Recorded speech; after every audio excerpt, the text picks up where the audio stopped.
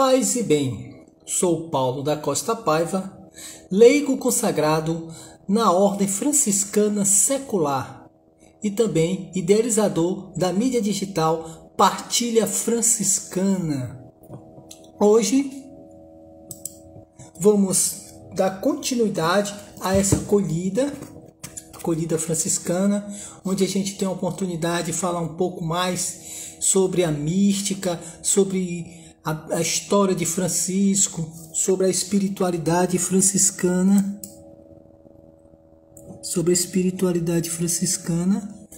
e vamos lá, né? Hoje vamos para o capítulo 12. Antes de começar, vou só dizer aqui para vocês qual é o título de hoje. Como os enviou 2 a 2 pelo mundo e logo se reuniram de novo.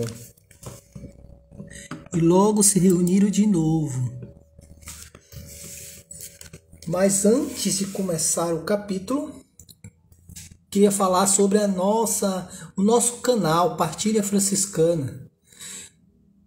A gente tem vários mídias onde você pode nos encontrar. Aqui no Instagram, o canal no YouTube, no Facebook temos a nossa página e temos o nosso grupo, onde eu busco diariamente estar alimentando com postagem, com vídeos, com liturgia e outras coisas mais relacionadas à igreja, como também à espiritualidade franciscana. Então, busque lá no Google Partilha Franciscana e interaja e conheça um pouco mais sobre a espiritualidade franciscana. Temos também um blog. Lá no blog eu tive o objetivo de alimentá-lo com os vídeos e é uma forma de você se formar um pouco mais sobre essa literatura, essa cultura cristã franciscana. Então vamos lá? Hoje, como já foi falado, vamos falar do capítulo 12. Novamente, repetindo o título, como os enviou 2 a 2 pelo mundo e logo se reuniram de novo. Em nome do Pai, do Filho e do Espírito Santo. Amém. Então vamos lá. Por esse tempo, ingressou na ordem um outro homem de bem, chegando a 8 o número de irmãos. Então, São Francisco chamou a todos a si e, tendo-lhe falado muitas coisas sobre o reino de Deus, o desprezo do mundo e a abnegação da própria vontade e a mortificação do corpo, dividiu 2 a 2 pelos 4 partes do mundo e lhe disse: Ide, caríssimos, 2 a 2 por todas as partes do mundo, anunciando aos homens a paz e a penitência para a remissão dos pecados. Sede paciente na tribulação, confiando que o Senhor vai cumprir o que propôs e prometeu aos que vos fizerem pergunta, respondei com humildade, e aos que vos perseguirem, abençoai, e aos que caluniai, agradecei, porque por meio disso tudo nos está sendo preparado o reino eterno. Boa noite, paz e bem, Padre Carlos. Então, aqui no primeiro parágrafo, a gente já vê as primeiras missões de Francisco e de seus companheiros, totalmente na providência de Deus, né? 2 a 2 para cada lado da região, né? Um foi para o norte, outro para o leste, outro para o norte, leste, oeste, norte e sul. Eles foram em missão, como ele deixou bem claro aqui, né? Deixa eu ver. Anunciai aos homens a paz e a penitência para a remissão do pecado, né? Anunciar a paz e o convite à conversão, né, do pecado, à vida nova. Esses andarilhos de Deus sempre estavam focados nessa missão. Eles não iam primeiramente necessariamente como pregadores. Naquela época, para você falar a boa nova, o evangelho, tinha que ter uma autorização do clero, principalmente o clero alto, os bispos, ou quem sabe até o papa, dependendo do ofício da missão. Então vamos lá. Recebendo o mandato da santa obediência, com gáudio e muita alegria, eles se prostraram, suplicante diante de São Francisco. Ele os abraçava e dizia com ternura e devoção a cada um: põe teus cuidados no Senhor e Ele cuidará de ti. Sempre repartia essas palavras quando transmitia alguma obediência aos irmãos. Frei Bernardo e Frei Egídio foram para Santiago de Compostela. São Francisco é um companheiro, escolheram outra região. E outros 4 foram 2 a 2 para os lados que restaram. Como aquilo que eu falei, né? Cada um para um lado. Pouco tempo depois, São Francisco desejou revê-los e orou ao Senhor, que congrega os dispersos de Israel, que se dignasse a reuni-los outra vez sem demora. E assim sucedeu, conforme o seu desejo. Bem depressa, sem que ninguém o chamasse, eles se encontraram dando graças a Deus. Olha só. Novamente a manifestação divina agindo, né? Reunido, manifestaram sua grande alegria por rever o piedoso pastor e se admiraram de terem tido todos os mesmos desejos ao mesmo tempo. Contaram depois as coisas boas que o misericordioso Senhor lhes tinha feito e pediram correção e castigo ao Santo Pai pela negligência e ingratidão que puderam ter cometido, cumprindo diligentemente.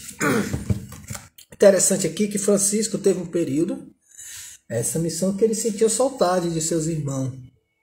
Por aí você vê como era importante aquela vida fraterna entre eles e como era importante ter aquele momento de reencontro, né? Muito importante.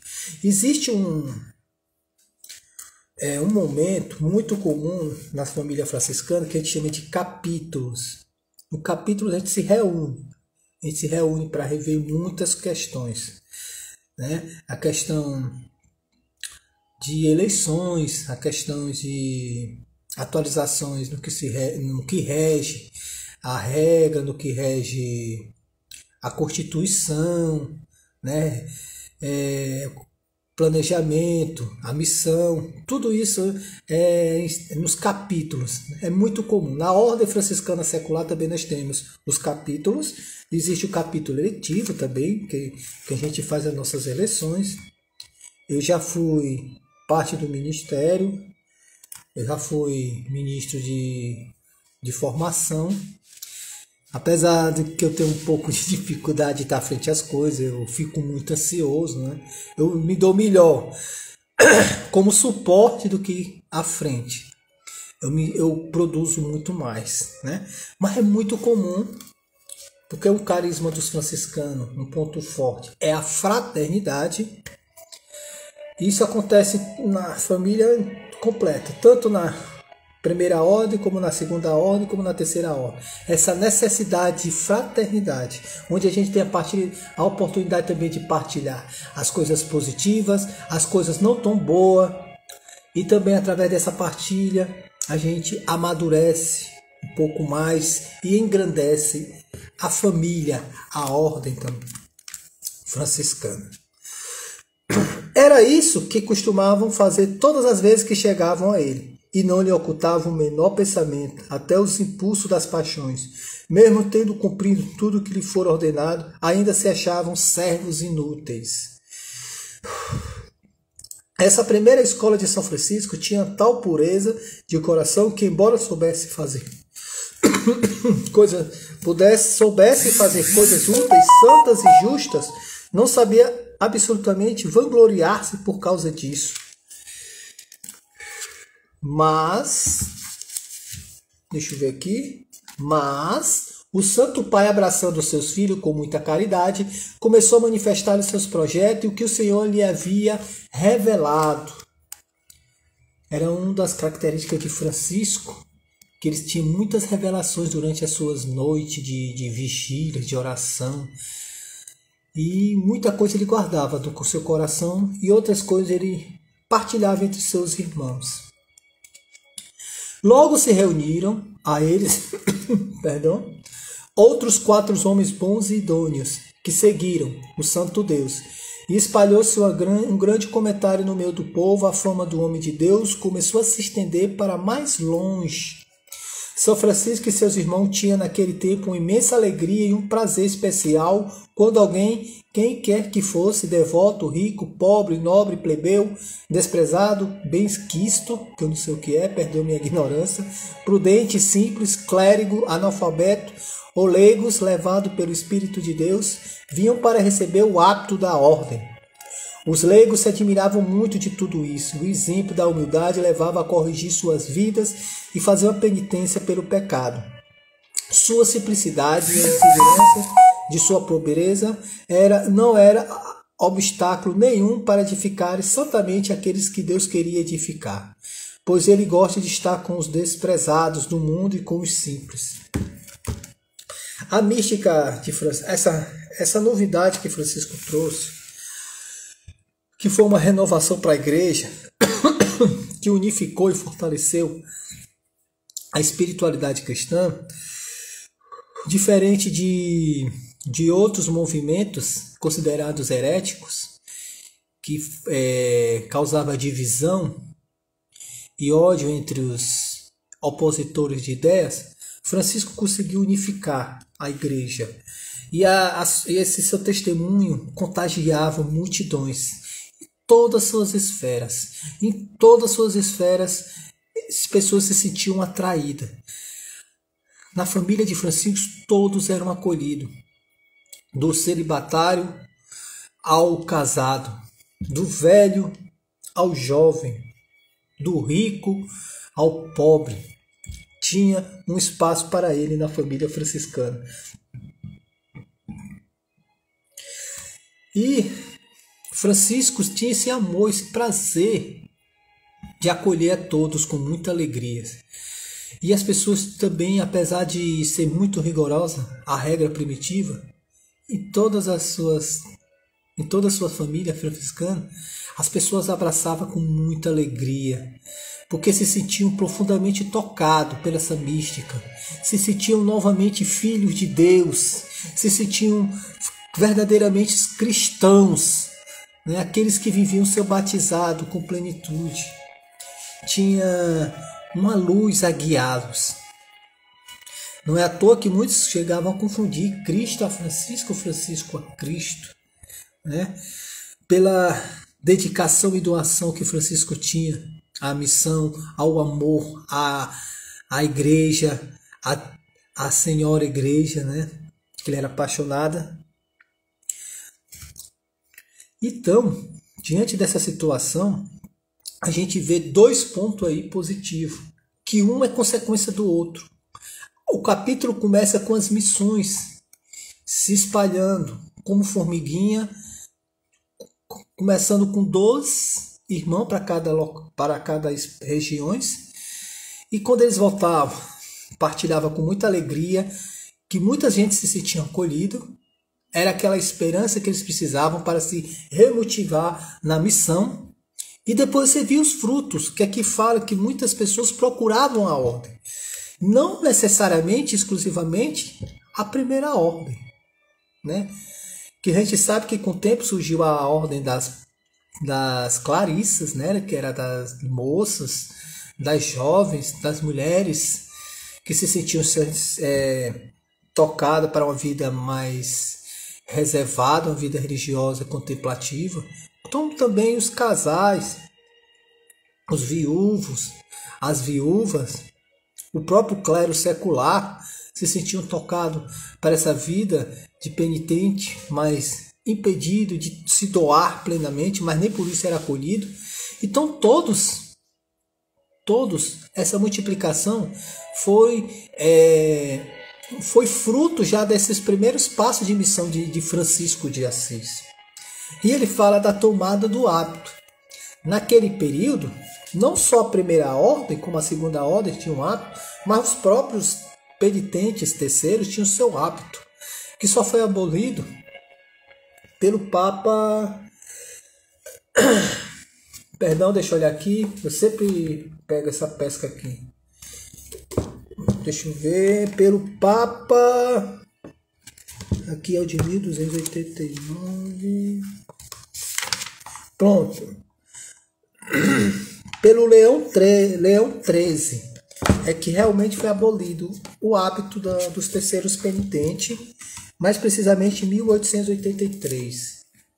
Nessa época já foi substituído o hábito pelo um escapulário pequeno e o cordão franciscano.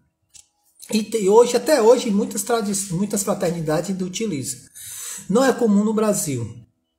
Hoje aqui no Brasil a gente costuma mais usar o tal, né, o cordão tal, uma blusinha marrom ou de outra cor, creme, branco. Depende de cada fraternidade. Mas naquela época a tomada de hábito era para as 3 ordens, era para as 3 famílias. E aí o que hoje eu quis resumir é isso. A missão e os frutos da missão. Que era a multiplicação das pessoas, dos povos, indo ao seio de Francisco para se tornarem discípulos, para se tornarem cristãos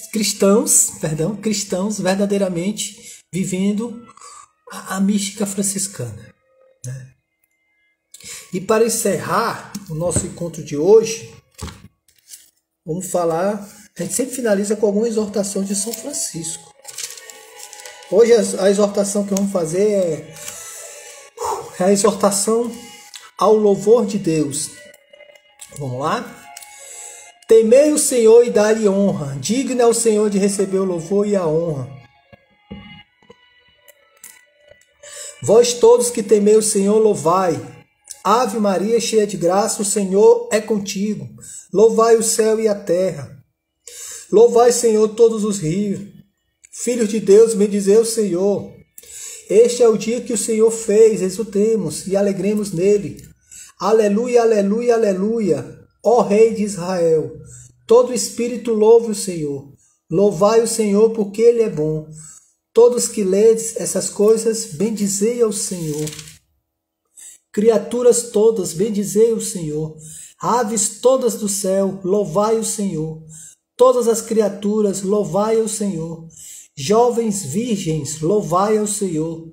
Digno é o Cordeiro imolado de receber louvor, glória e honra. Bendito seja a Santa Trindade, a indivisa unidade. São Miguel Arcanjo, defendei-nos no combate.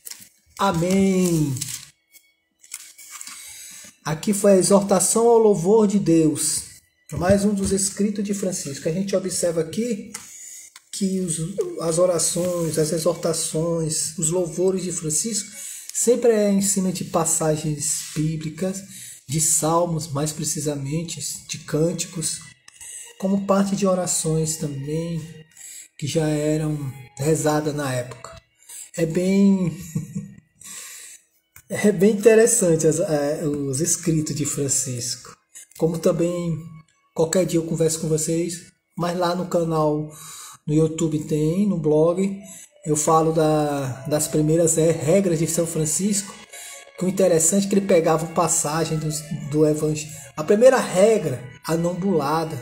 Até a própria bulada também tem muitas partes dos escritos bíblicos, né? Francisco não fez aquela regra bonitinha, com toda esquematizada, não era em cima de trechos bíblicos, né? Às vezes você olhando assim, rapidamente você vê, imagina que é o Evangelho que está ali reescrito. Mas é porque toda a regra franciscana é baseada na Bíblia, mais precisamente no Evangelho. E para finalizar nosso momento franciscano, nessa acolhida franciscana, simples, mas calorosa, eu convido-os para rezarmos juntos essa Ave Maria, Mãe Nossa, advogada da ordem. Ave Maria, cheia de graça, o Senhor é convosco, bendita sois vós entre as mulheres, bendito é o fruto do vosso ventre, Jesus. Santa Maria, Mãe de Deus, rogai por nós, pecadores, agora e na hora de nossa morte. Amém. São Francisco de Assis, Pai seráfico, rogai por nós. Estaremos sempre reunidos em nome de Deus, que é Pai, Filho e Espírito Santo. Amém. Paz e bem.